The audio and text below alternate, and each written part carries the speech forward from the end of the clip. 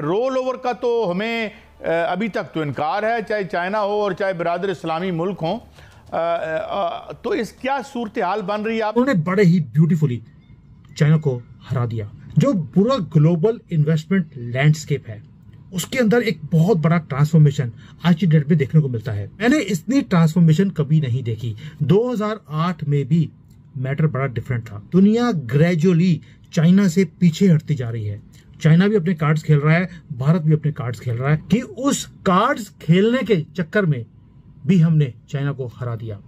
बदकिस्मती है जी, तसादुम की तरफ जा रहे हैं मामला। मुल्क का एक बुनियादी ढांचा होता है जो उसकी शनाख्त होती है।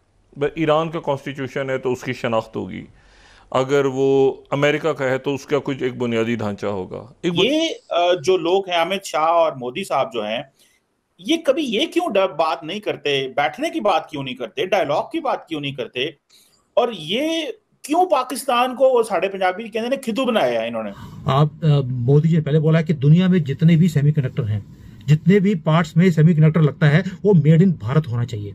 हमने दुनिया के मुंह में पानी डाल दिया, चाइना के मुंह में पानी आना ही आना था। इसीलिए चाइना ने अब उसके ऊपर सोचना शुरू कर दिया कि अगर पीओके देकर मुझे अगर अपनी कंट्री को बचाने का मौका मिलता है, भारत जैसी इतनी बड़ी मार्केट मुझे मिलती है, व्हाई नॉट। क्यों लगता है कि हमारे जो वजीर मौसूफ हैं वो इनके पीआरओ हैं, मेरे नुमाइंदे नहीं हैं? ये क्या हम नहीं हाथ लगा सकते? हम इनको आमादा करेंगे कि आज छोटा डाका मारें? ये क्या बात है मताब हैदर साहब, व्हेन द कंट्री इज खुदा न खास्ता सिंकिंग। चूंकि कश्मीर के मसले को या उसकी पीठ अगर कोई है तो उसमें खंजर अगर किसी ने घोंपा है तो वो पाकिस्तानी मीडिया है, ये मैं आपको बता दूं। तो मुद्दा एक ही था, आप चाइना को बिजनेस दिखाइए और वो बिजनेस के बदले में जो जो आप शर्तें रखेंगे वो पूरी कर देगा। नमस्कार दोस्तों, नमो राष्ट्रवाद में आपका स्वागत है। अब मोदी जी ने अपनी चाणक्य नीति से चीन को बहुत बड़ी मात दे दी है। हुआ ये है कि चीन का जो एक्सेस था भारतीय बाजारों में उसे काफ़ी लिमिटेड कर दिया गया, पूरी तरह से बंद कर दिया गया, कई तरह के प्रतिबंध लगाए गए हैं। अब चीन की आर्थिक स्थिति इस समय बहुत ज़्यादा खराब है। चीन को एक बड़ी मार्केट चाहिए, भारत की मार्केट लगभग उनके हाथ से निकल रही है। दूसरी तरफ चीन में जो इन्वेस्टमेंट थी दूसरे देशों की, जहाँ पे मैन्युफैक्चरिंग होती थी, वो बहुत सारे प्लांट अब इंडिया में आ रहे हैं, जैसे कि एप्पल, टेस्ला और दूसरी कंपनियां चीन से अपने प्लांट हटा रही हैं और वो भारत ला रही हैं।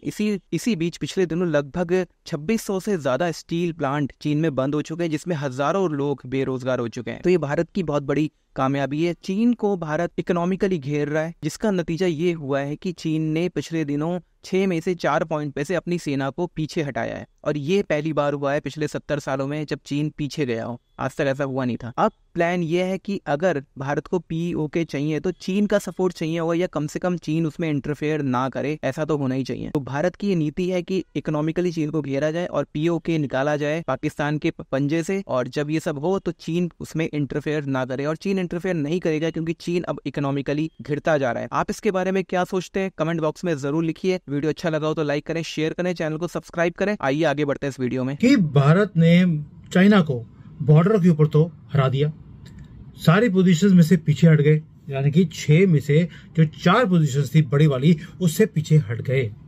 और ऊपर से हमने एक काम और कर दिया, चाइना को बुरी तरह से हमने एक और जगह पर हरा दिया है, और वो है सारे दुनिया का जो पैसा है जो चाइना में इन्वेस्ट होता था उसे भारत में कन्वर्ट कर दिया है। यहाँ पर इन्वेस्टमेंट्स होनी शुरू हो गई। मोदी जी गुजराती हैं और गुजरातियों को एक बात, जैसे हम मारवाड़ी हैं, हमें एक चीज पता है कि सबसे बड़ा है रुपया। अभी भाई 40-50 साल पहले भी सबसे बड़ा रुपया था, अब तो दुनिया में सबसे बड़ा रुपया ही बनने वाला है। डॉलर युआन को भूल जाइए। ये क्यों बोल रहा हूँ, सेंसेशनल न्यूज नहीं है, कोई इसके पीछे तथ्य हैं। मोदी जी ने तो एक गुहार लगा दी, पूरी दुनिया को बोला आप यहाँ पर इन्वेस्टमेंट कीजिए।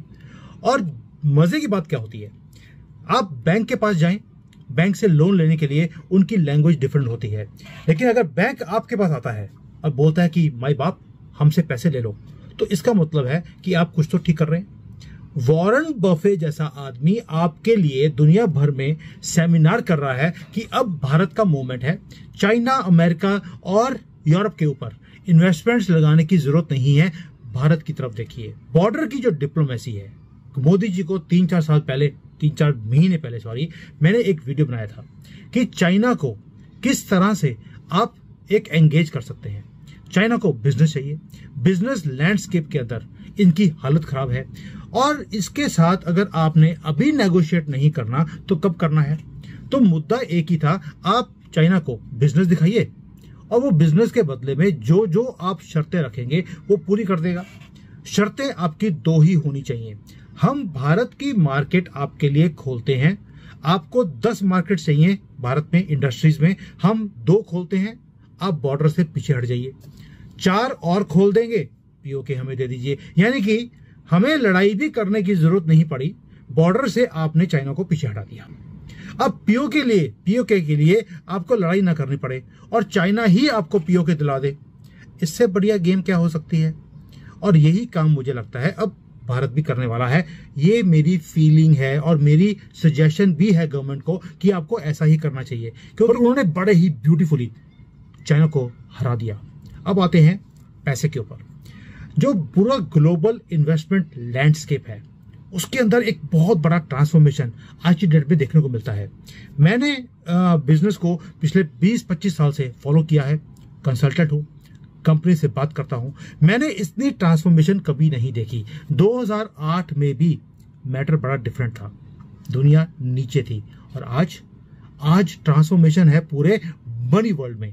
दुनिया ग्रेजुअली चाइना से पीछे हटती जा रही है।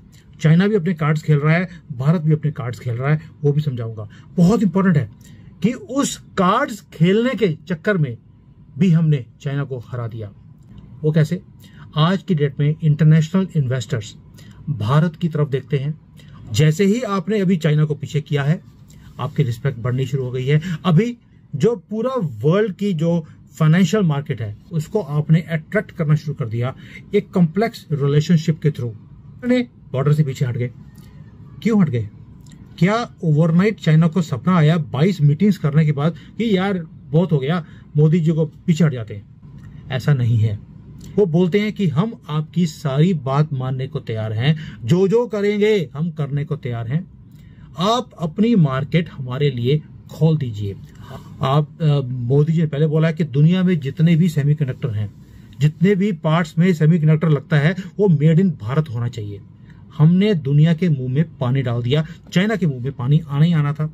इसीलिए चाइना ने अब उसके ऊपर सोचना शुरू कर दिया कि अगर पीओके देकर मुझे अगर अपनी कंट्री को बचाने का मौका मिलता है, भारत जैसी इतनी बड़ी मार्केट मुझे मिलती है, व्हाई नॉट। चूंकि कश्मीर के मसले को या उसकी पीठ अगर कोई है तो उसमें खंजर अगर किसी ने घोंपा है तो वो पाकिस्तानी मीडिया है, ये मैं आपको बता दूं। क्या मतलब जब भी वो हम पाकिस्तान में बरीद साहब ये कहते हैं कि Pakistan is a domestic issue for India, it's not a foreign policy issue India for India. ये इंडिया के लिए फॉरेन पॉलिसी इशू नहीं है पाकिस्तान, ये इंडिया का डोमेस्टिक इशू है।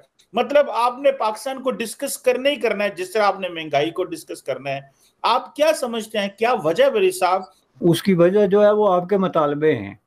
आपके मुतालबे या बहुत ज्यादा चाइल्डिश हैं, बहुत ज्यादा चाइल्ड लाइक आप कह सकते हैं, या बहुत ज्यादा जो है वो इमैच्योर हैं, जिनके पीछे कोई जो बदला हुआ जमाना, ये जो कहीं सदियां गुजर गई हैं, इनका कोई असर नहीं पड़ा हुआ।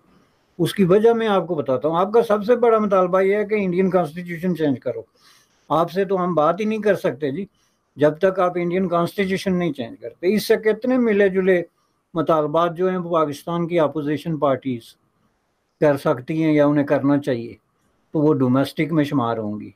इससे बड़ा मुतालबा और कौन सा हो सकता है कि आप किसी फॉरेन कंट्री को ये कहें कि जी आप अपना कॉन्स्टिट्यूशन चेंज करें। Indian constitution is not a Pakistani domestic matter. वो ये कहते हैं कि हम भी कोई वेस्टर्न टाइप आइडियाज़ जो हैं कि हमारा जिस पे मुल्की मफाद है वो हमारा मफाद है और उसमें मीडिया बाहर नहीं। अब अगर कोई आदमी पाकिस्तान में बैठ के ये ख्वाहिश रखे कि इंडियन मीडिया ये सब कुछ छोड़ छड़ा के तो पाकिस्तान के साथ आके तो वो डुफली बजाना शुरू हो जाए, तो वो तो फिर पॉसिबल नहीं है।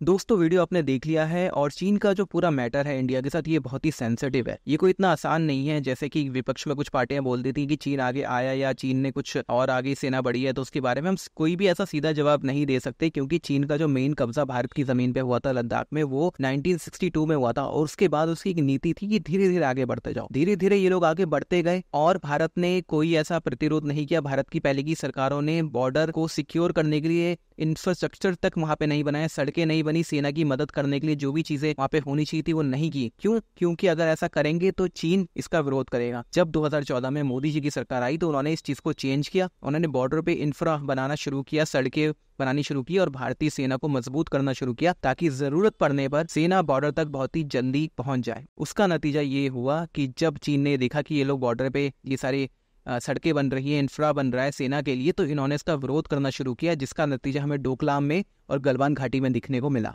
लेकिन गलवान घाटी में चीन के करीब 100 से 150 जवान मारे गए। ऑफिशियली ताइवान की एक न्यूज एजेंसी का कहना था कि 80 के आसपास चीनी जवान मारे गए। भारत सरकार भी लगभग इतना ही मानती है, लेकिन कहा जाता है कि 150 से ऊपर चीनी जवान वहां पे मारे गए थे। अब चीन इकोनॉमिकली खिड़ चुका है और यही रीजन है कि वो अपनी सेना को भी पीछे हटा रहा है। तो ये बहुत बड़ी सफलता है भारत में मोदी जी की चाणक्य नीति की। आप इसके बारे में क्या सोचते हैं कमेंट बॉक्स में जरूर लिखिए। वीडियो अच्छा लगा तो लाइक करें, शेयर करें, चैनल को सब्सक्राइब करें और मिलते हैं अगले वीडियो में। तब तक के लिए जय श्री राम।